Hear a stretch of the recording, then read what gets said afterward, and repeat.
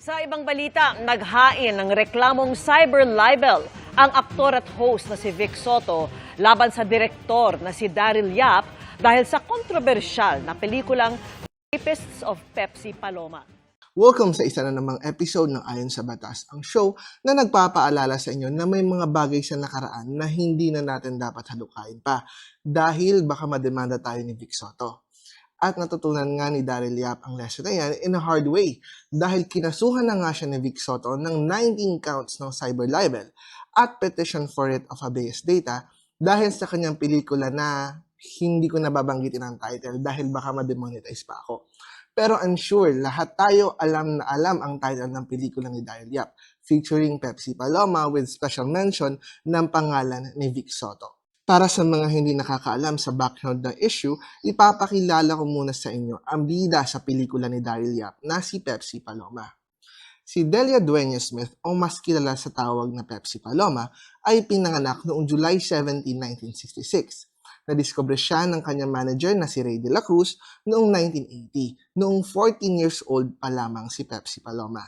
Noong 1981, bumida si Pepsi Paloma sa kanyang unang pelikula na may pamagat na Brown Emanuel. At simula noon, nagsunod-sunod na ang mga hilera ng pelikula ni Pepsi Paloma, katulad ng Room 69, The Victim at Snake Sisters. At noong kasagsagan ng kasikatan ni Pepsi Paloma, naghain siya ng criminal case laban kina Vic Soto, Joey De Leon at Richie De Horsey. At para hindi ma-demonetize ang video na ito, hindi ko nababanggitin yung specific crime na inaakusa kina Vic Soto, Joey De Leon at Richie De Horsey. Pero I'm sure alam naman ng lahat ng tao kung ano yung crime na yun. Dito na nagsimula ang alamat sa buhay ni Pepsi Paloma. Disclaimer lang sa mga susunod kong sasabihin. Ang information na ni-research ko ay galing kay Rodel Rodiz na dating kolumnista ng Philippine Daily Inquirer. Sinulat ni Rodel Rodiz sa isa niyang article sa Philippine Daily Inquirer na tinakot daw ni Senator Tito Soto si Pepsi Paloma para iatras ni Pepsi Paloma ang kanyang kasong inihain laban kina Vic Soto, Joey De Leon at Richie De Horsey. Pero hindi verified ang information na yan. At ang hirap din naman talaga maghanap ng ibang information tungkol sa pananamantala kay Pepsi Paloma. Dahil bukod sa sobrang tagal ng panahon na lumipas, pinabura pa ni Tito Soto ang iba pang news articles tungkol sa pananamantala kay Pepsi Paloma. Senate President Tito Soto asks news site Inquirer.net to take down articles tagging him in the controversial case of sexy actress Pepsi Paloma in 1982. In a letter dated May 29, 2018, Soto wrote to Inquirer President Paulo Prieto asking them to remove the articles of Pepsi Paloma and Was Pepsi Paloma Murdered? Both were written by United States-based columnist Rodel Rodiz and published in March 2014. Pero in fairness naman kay Tito Soto, kaya daw niya pinabura yung mga articles na yon kasi nga daw fake news ang mga ito. Sir, if the Inquirer doesn't take it down, would you pursue libel charges? They will. They will. They will take down the post, sir? They will take down the post, sir? Sir, have you heard from our president? Because it's fake news. It's original fake news. So anyway, balik tayo sa buhay ni Pepsi Paloma. Noong 1985, natagpuan si Pepsi Paloma na wala ng buhay sa kanyang apartment dahil apparently, kinuha niya ang kanyang sariling buhay. Noong namatay si Pepsi Paloma, meron pang nakitang diary niya na nagre-reveal yung kanyang bayarin at kung gaano kalaking pressure ang hinaharap niya sa buhay. Bukod sa katawan noon ng dalaga, natagpuan din ng mga otoridad sa kanyang silid ang kanyang diary. Asad sa unang bahagi ng diary ni Pepsi Paloma ang mga katagang I love ya, Miss Pepsi Paloma, love always. Ang mga sumunod na pahina naman ay naglalaman ng mga listahan ng mga gastusin gaya na lamang ng pambayad niya sa kanyang mga gamit sa eskwelahan, bayad niya sa kanyang dentista, upa sa kanyang bahay, bayad sa taga-alaga ni Cha, bayad sa kanyang kasambahay at iba pang mga gastusin sa kanilang bahay. Sa bandang ibaba ay may nakasulat sa malalaking letra ng mga katagang make it less, it's too much expenses. Fast forward tayo sa 2024. Naglabas ng teaser ang kontrobersyal na direktor na si Direk Daryl Yap tungkol sa di umano'y pang-aabuso na nangyari kay Pepsi Paloma. At sa teaser trailer ng pelikula, tahasang binanggit ang pangalan ni Vic Soto bilang isa sa mga di umano'y ng abuso kay Pepsi Paloma. Pepsi, sumagot ka! Hindi ka ba ni Vic Soto? At dahil nga sa teaser trailer na yan, nag-file si Vic Soto ng petition for the writ of habeas data, kasama na rin ang 19 counts ng cyber libel. Governor Marvic Vic Soto, praying that this court issue a writ of habeas data, finding the petition sufficient in form and substance, let a writ of habeas data issue, directing respondent Daryl Yap to submit a verified return of the writ within 5 days from receipt thereof in accordance with the rules. And to be clear, hindi pa naman talaga nagdesisyon ang korte tungkol sa petition for writ of habeas data ni Vic Soto. Nakita lang ng korte na sapat yung mga alegasyon ni Vic Soto sa kanyang petition, kaya inuutusan ng korte si Direk Daryl Yap na sagutin ang petition of writ of habeas data na inihain ni Vic Soto laban sa kanya. Pakinggan natin ang paliwanag ni Attorney Raymond Fortun. The teaser is still up. It has not been taken down. There is no court order which orders Director Yap to take down the teaser video or any other material for that matter. So ngayon, ang pag-aaralan natin ay kung ano ba yung writ of habeas data at kung malaki ba yung chance na pagbibigyan ng korte ang petition for writ of habeas data na inihain ng kampo ni Vic Soto. Ang writ of habeas data ay isang extraordinary writ kung saan ang layunin nito ay magkaroon ng impormasyon tungkol sa mga taong dinukot ng mga pulis o di kaya mga sundalo.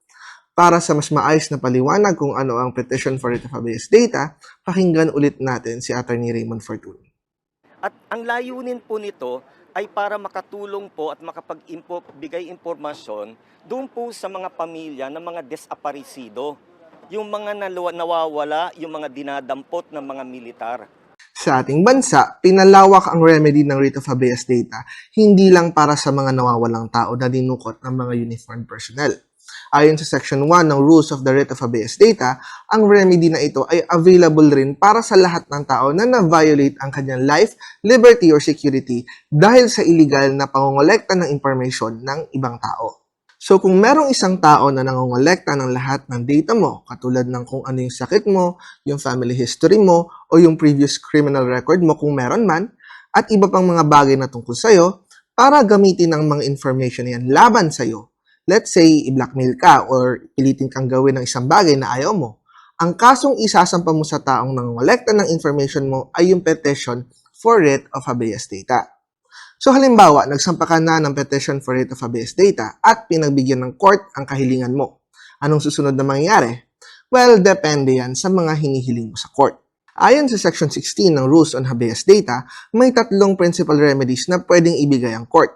Una, pwedeng iutos ng court na itigil yung pangolekta ng data tungkol sa iyo. Pangalawa, pwedeng iutos ng court na burahin o sirain yung mga information na kinakolekta tungkol sa iyo. At pangatlo, pwedeng iutos ng court na baguhin at itama yung mga information na nakolekta tungkol sa iyo. So sa petition ni Vic Soto, inamin naman ng kanyang abogado na ang hinihiling naman talaga nila sa korte ay hindi na sana maipalabas ang pelikula ni Direk Daryl Yap tungkol kay Pepsi Paloma sa mga sinihan. Hopefully, we are able to prevent the showing of the movie. That's one of our prayers, our request for the court, when we filed the petition for issuance of a writ of habeas data. It is our position that the showing of that movie violates the right to privacy of our client. At pag-uusapan naman natin ang mga available defenses against sa petition for writ of habeas data. Ayon sa Section 10, Paragraph A ng Rules on Habeas Data, kapag sasagutin na ng respondent ang petition laban sa kanya, dapat ay ilagay niya din sa petition ang kanyang mga defenses. At ayon kay Attorney Raymond Fortun, ang isa sa kanilang mga depensa ay yung confidentiality of sources na karapatan naman daw ng bawat member of the media. So ano yung gusto niyang impormasyon na ibigay ni Director Yap? No different from you, in the media. Can you actually be compelled to produce the source of your material simply because of a writ of habeas data? You cannot be forced because meron kayong tinatawag na number 1, journalistic license, and then number 2, yung secrecy of your sources. Ang binabanggit ni Attorney Fortun na karapatan ng media na isikreto ang kanilang sources ay base sa Act No. 53 o yung Soto Law, na binalangkas pa mismo ni Senator Vicente Soto na tatay ni Tito Soto at Vic Soto. Ayon sa Soto Law, ang publisher, editor o reporter ng kahit anong newspaper or magazine ay hindi pwedeng pilitin na i-reveal ang source ng kanyang mga binabalita except kung inutusan siya ng korte, kongreso o komite nito at ang information ay kailangan para sa interes ng ating bansa. With all due respect kay Attorney Fortun, hindi saklaw ng SOTO Law si Direk Daryl Yap. Remember na ang purpose ng SOTO Law is to protect the confidentiality ng sources ng publisher, editor, or reporter. Sa kaso ni Direk Daryl Yap, hindi naman siya editor, reporter, o publisher. Si Daryl Yap ay isang direktor. At ang pelikula niya ay hindi naman news report. Ang karapatan ni Direk Daryl Yap na isa pelikula ang buhay ni Pepsi Paloma ay based on his artistic license at hindi covered ng SOTO Law ang artistic license. At isa pa, truth is not a defense pagdating sa writ of habeas data.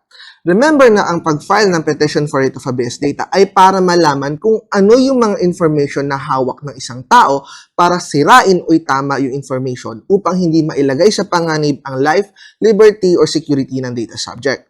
Kaya regardless kung totoo o hindi yung information, as long as gagamitin ito para makapanira ng tao, saklaw ito ng petition for writ of habeas data. At kung katotohanan lang din naman ang pag-uusapan, evidence shows na hindi naman talaga pinagsamantalahan ni Vic Soto, Joey De Leon at Richie De Horsey si Pepsi Paloma.